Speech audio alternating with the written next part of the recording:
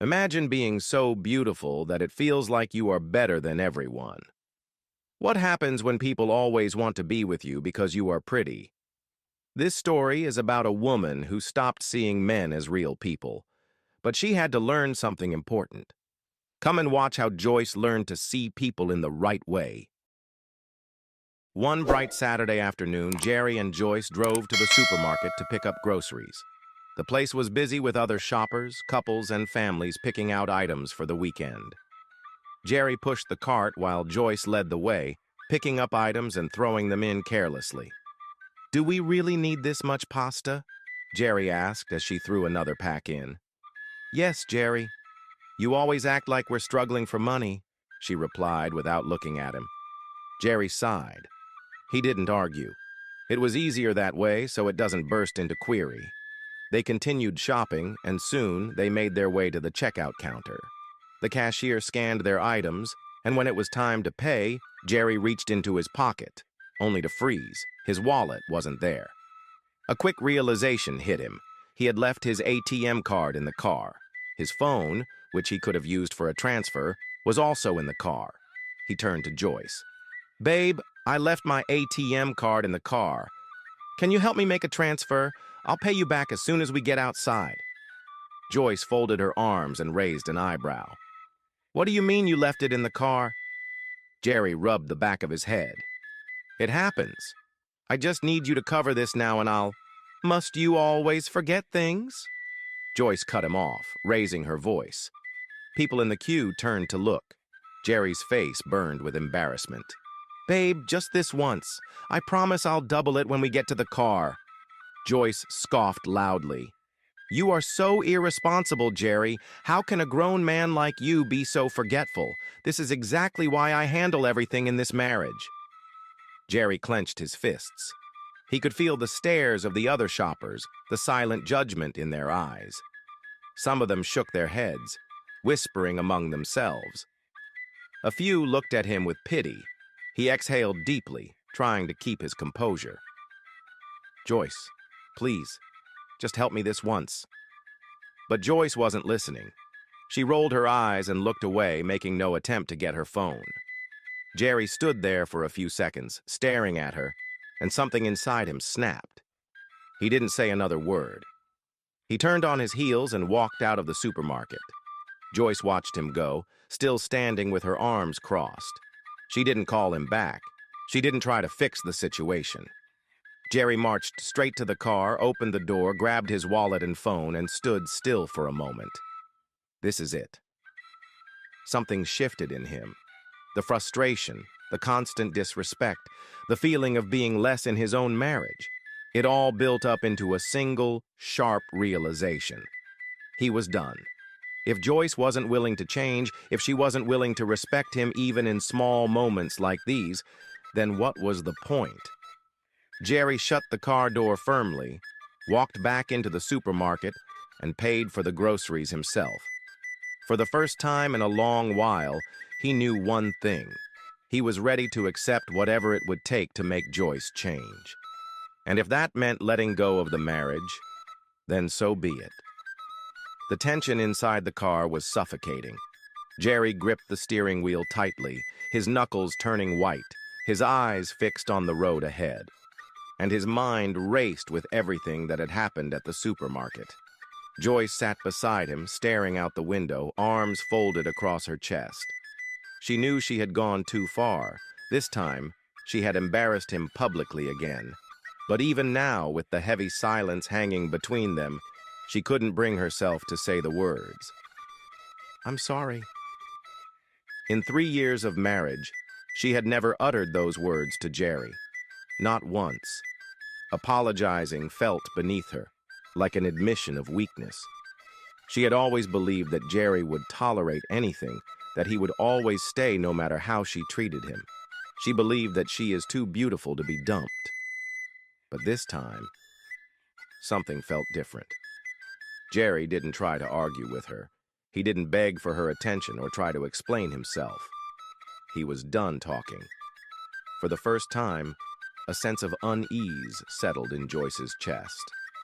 As the car pulled into their driveway, Jerry turned off the ignition, removed the keys, and stepped out without a word.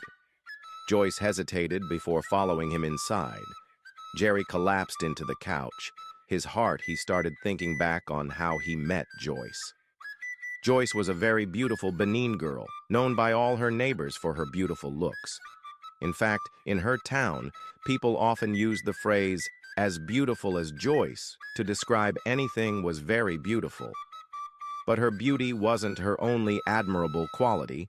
She was well-trained, respectful, and carried herself with grace. However, everything changed when she got admitted into the University of Lagos. On her first day, as she stepped into the massive lecture hall, she felt a rush of excitement and nervousness. Joyce hesitated for a moment at the door, realizing that the lecture had already begun. She took a deep breath and walked in, her heels clicking softly against the tiled floor. Dr. Okafor, a middle-aged lecturer known for his strictness, was in the middle of writing on the whiteboard when the sudden stillness in the room made him pause. He turned around to see what is causing the sound. The moment his eyes landed on Joyce, a slight smile spread across his face. Her beauty hypnotized him immediately. She wasn't just attractive, she had an aura that demanded attention. Dr. Okafor, who never tolerated lateness, who had humiliated many students for arriving even a minute late, found himself short of words. He opened his mouth as if to scold her, but instead, he simply adjusted his glasses and cleared his throat. Find a seat quickly," he said, his voice softer than usual. Joyce nodded politely, scanning the hall. Nearly every seat was occupied, but as she walked down the aisle, she noticed that some of the male students were suddenly shifting, offering empty spaces next to them.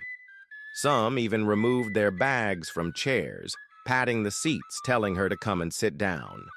She ignored them and chose a spot near the middle of the hall. As she sat down, she could feel the weight of numerous eyes still on her. The lecture resumed, but something was different. Dr. Okafor, who was usually precise and articulate, found himself fumbling over his words. The concept right, yes, thermodynamics. Where was I? He exhaled in frustration, flipping through his notes. Some students chuckled under their breath. Others, especially the girls, rolled their eyes, already sensing the effect Joyce was having. From that day on, Joyce became an unintentional celebrity on campus. Whenever she walked through the school corridors, heads turned. Boys whispered excitedly, some nudging their friends as she passed. Even lecturers found themselves distracted during lectures, stealing glances at her every now and then. At first, Joyce was overwhelmed. She had never experienced such attention before. Her high school had been a strict all-girls academy, where she had been surrounded only by female students and female teachers. But here, in this university, things were different, admitting both male and female students. The male students were all over her. "Hey, Joyce! Have you had lunch yet? Let me take you to the cafeteria," one would say. "Joyce, do you need help with your notes? I can be your study partner," another would offer. She constantly received gifts, expensive chocolates, perfume, even handwritten poems left on her desk during lectures. At first, she was flattered, but soon, something changed. With each passing day, Joyce began to feel different. She started to expect the attention, to enjoy the special treatment. She no longer saw herself as just another student. She was the Joyce, the girl everyone wanted to be around. And with that, a sense of entitlement began to creep into her heart. Among all the guys chasing after Joyce, one stood out: Jerry. Jerry wasn't just any guy. He was one of the richest boys on campus. He drove the latest cars, wore designer clothes, and had an air of confidence that made him irresistible to many girls. They swooned over him, not just for his looks, but for the status and wealth he carried. Joyce had heard plenty about Jerry even before he approached her. He was a campus celebrity in his own right, just as she had become. But Jerry, for all the attention he got, had his eyes set on one girl, Joyce. One evening after a lecture, Jerry walked up to Joyce as she stepped out of the hall. "Joyce," he called, his voice smooth and confident. She turned slightly, raising an eyebrow. "Yes? You're always in a hurry. I wonder if there's ever a moment you actually slow down and enjoy life," he said, smiling. Joyce folded her arms. "I enjoy life just fine, Jerry." "Then let me take you to dinner tonight. Or are you too busy being the queen of campus?" Joyce chuckled. She liked his approach. Unlike the others, Jerry didn't beg for attention. He demanded it, as if he already expected a yes. And for some reason, she didn't feel the need to reject him. "All right," she said. "Let's see what you've got." And just like that, their love story began. Within weeks, Joyce and Jerry became the power couple of campus. Everywhere they went, people stared. Boys envied Jerry for winning the heart of the most sought-after girl, and girls secretly wished they were in Joyce's place, riding in his sleek car and dining at expensive restaurants. But there was one problem. Joyce's sense of entitlement only grew. She saw Jerry not as an equal, but as someone lucky to have her. One day, Jerry had planned a special date for Joyce at a high-end restaurant. He arrived early, patiently at a table he had reserved just for them. He checked his watch. She was late. He called her. No response. 30 minutes passed. Then 45. Just as Jerry was about to text her again, Joyce finally walked in. Heads turned as she made her way to the table. She looked breathtaking, dressed in a fitted red gown with heels that clicked softly against the floor.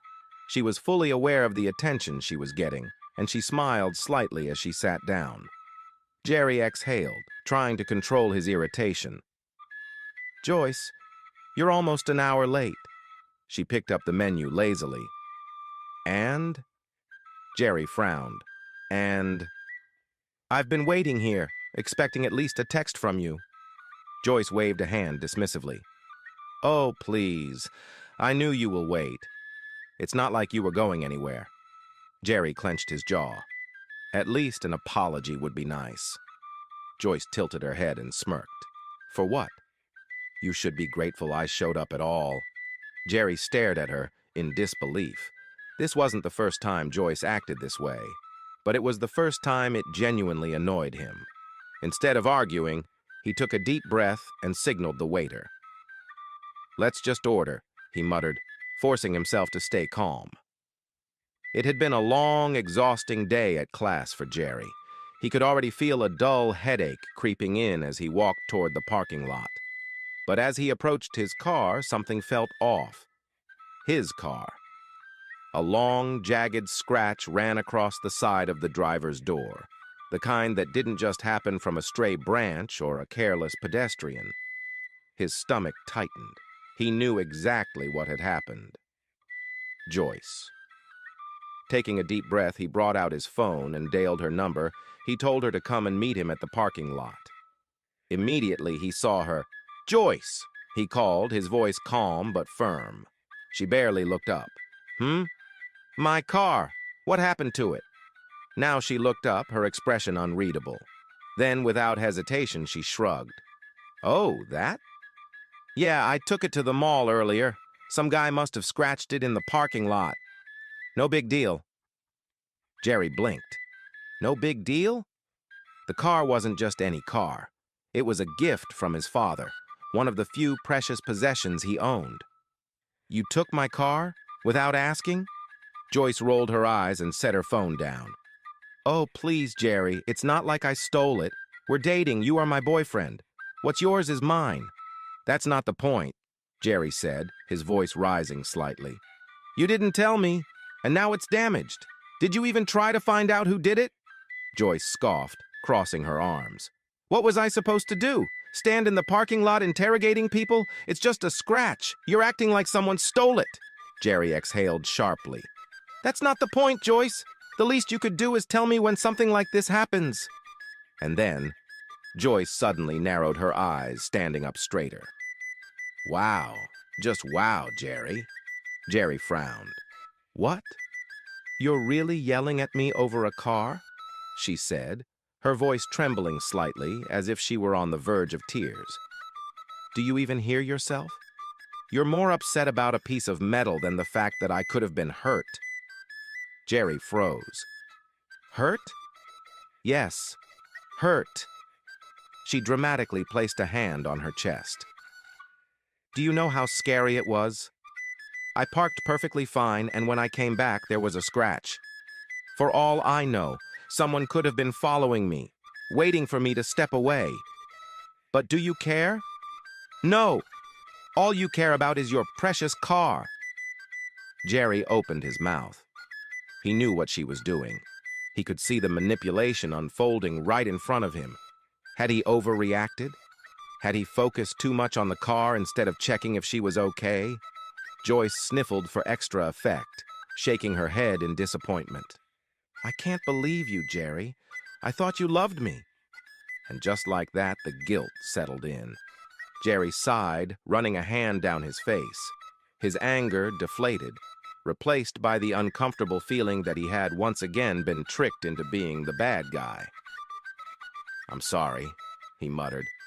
He realizing that, once again, Joyce had won. It was one of Jerry's friend's birthday. Jerry checked his watch for the third time and exhaled sharply. 2 hours. He had been waiting in the living room in his perfectly pressed suit, while Joyce was still in the bedroom getting ready. He had been patient, extremely patient. But enough was enough. Joyce, are you almost done? He called, trying to keep his voice calm. No response. He walked to the bedroom door and knocked lightly. Babe, we're already late. We should have left an hour ago. A moment later, the door swung open, and Joyce stood there in a beautiful dress, her makeup flawless, her hair styled to perfection. But instead of smiling at her, Jerry's frustration got the better of him. Joyce, we were supposed to be at the party ages ago. You always do this. Oh, so now I'm the problem? She whispered dramatically. Jerry blinked. What? I just wanted to look beautiful for you, Jerry, she continued, her voice shaking. I spent all this time making sure I looked perfect, and instead of appreciating it, you're making me feel ugly. A single tear slipped down her cheek. Why do you always ruin my mood? Jerry felt a stab of guilt. Had he been too harsh? I didn't mean it like that, he said.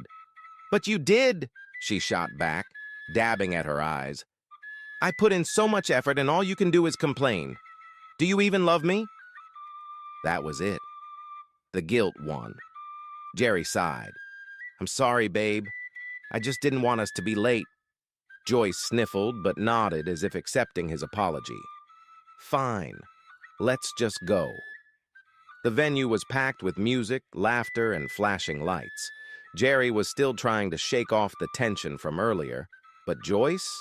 She seemed to have completely moved on. She was laughing a little too much, standing a little too close to a well-dressed man Jerry didn't recognize.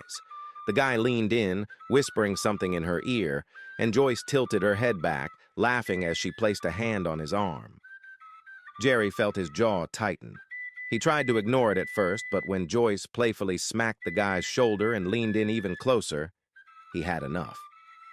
He strode over and placed a firm hand on her waist. Joyce, can we talk? She turned to him, her expression unreadable. What is it, Jerry? He gestured away from the crowd and she sighed dramatically before following him to a quieter corner. What the hell was that? Jerry asked, keeping his voice low. You were all over that guy. Joyce scoffed. Oh, so now you're watching my every move? What, you don't trust me? That's not the point, and you know it, Jerry said, trying to stay calm. You were flirting with him, Joyce. She folded her arms and smirked. Wow, you're so insecure, Jerry. Maybe if you were more fun, I wouldn't have to entertain myself elsewhere. Jerry clenched his jaw. This isn't about being fun. It's about respect. Oh, please, she rolled her eyes. I thought you were mad at me earlier for taking too long to dress up. Since you clearly didn't appreciate it, other men do. Jerry exhaled, shaking his head. You're twisting this, Joyce. She sighed dramatically.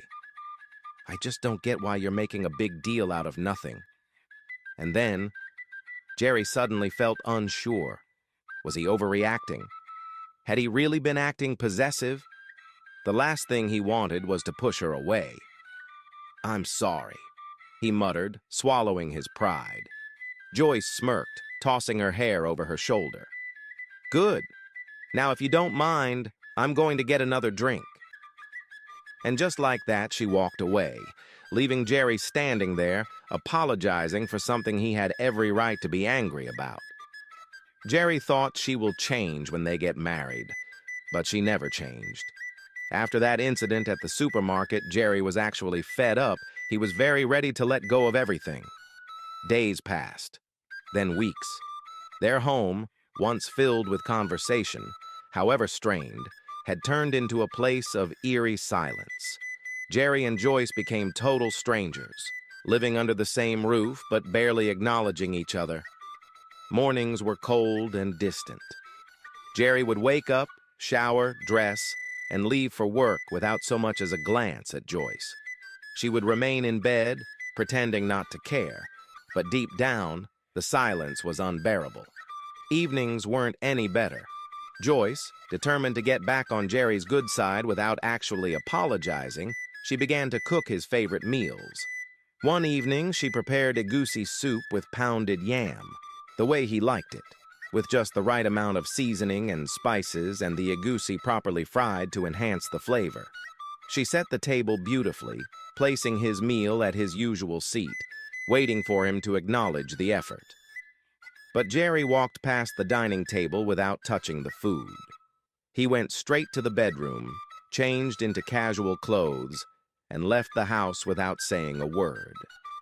Joyce sat at the table alone, staring at the untouched meal. She clenched her fists. Why was he acting like this? The next night, she tried again, this time preparing his other favorite, jollof rice with grilled chicken. The aroma filled the house, making her own stomach growl. She set the table once more, sat down, and waited. Jerry came home, took one look at the food, and walked straight to the fridge, pulled out a bottle of water, and went to bed. He always eat at the restaurant before coming home. Joyce's chest tightened with frustration. She pushed the plate away, suddenly losing her appetite. How dare he ignore her like this? But deep down, she knew. She knew why he was doing this. For years, she had treated him like an animal, expecting him to always tolerate her attitude. And he had. But now, he was finally tired. For the first time in their marriage, Joyce felt something she had never felt before. Fear. One evening, Jerry walked into the bedroom to get his phone charger when he saw Joyce's phone beeping on the bedside table. Normally, he never touched her phone, but something made him glance at the screen. A message from Jane, Joyce's best friend. Babe, this is simple. Seduce him. You know Jerry can't resist you. Make him beg for it, and he'll forget all this nonsense. Jerry's lips curled into a humorless smirk as he read the message again. So that's her plan? She wanted to use seduction as a weapon? Jerry let out a deep breath and placed the phone back where he found it. If this had been a few months ago, Jane would have been right. He had always been weak for Joyce's body. No matter how angry he was, the moment she touched him, his resolve would break. But not this time. This time he was prepared. He had resisted her food. He had ignored her presence. But this was going to be the real test. When Jerry arrived home that night, he immediately sensed that something was different. The lights in the bedroom were dimmed. A soft, seductive fragrance filled the air, Joyce's signature perfume, the one she knew drove him crazy. He stepped inside and saw her lying on the bed, waiting. She was dressed in the most revealing nightwear he had ever seen. a silky, see-through fabric that clung to her curves perfectly. Her long, smooth legs were crossed lazily, and she looked at him with a sultry smile, biting her lower lip. "Welcome home, baby," she purred, her voice dripping with sweetness. Jerry stood still for a moment, his heart pounding against his ribcage. She knew exactly what she was doing. She uncrossed her legs slowly, stretching, making sure he had a full view of her body. "Come here," she whispered, patting the empty space beside her. Jerry clenched his jaw. For a brief second, his body betrayed him. His fingers twitched. His breathing became unsteady. She was right about one thing. He had always been weak for her. But not tonight. With a sharp exhale, he turned around and walked back into the living room without a word. He didn't trust himself to stay in that room any longer. Joyce's eyes widened in shock as she watched her husband, the man who had never resisted her before, walk away like she was invisible. She sat up quickly, confusion clouding her face. Had she lost her power over him? She had thought that tonight would be the end of his stubbornness. She had been so sure that the moment he saw her like this, his anger would melt and everything would return to normal. But instead, he had left. For the first time, real fear gripped Joyce's heart. She swallowed hard and clenched her fingers into fists. How had things gotten this bad? Jerry lay on the bed after a long day at work, staring at the ceiling, lost in thought. The events of the past few weeks replayed in his mind. The silent treatment, the untouched meals, the desperate attempt at seduction. Joyce was struggling, but still too proud to say the words he needed to hear. He sighed and closed his eyes, trying to find peace in the quiet of the room. A few minutes later, Joyce entered the bathroom. The sound of running water filled the air as she prepared to take her bath. Then came a loud bang. Jerry's eyes snapped open. He knew that sound all too well. The bathroom door had hooked from the outside. It was an issue they had dealt with before. If someone wasn't careful while shutting it, the latch would jam, and the only way to open it was from the outside.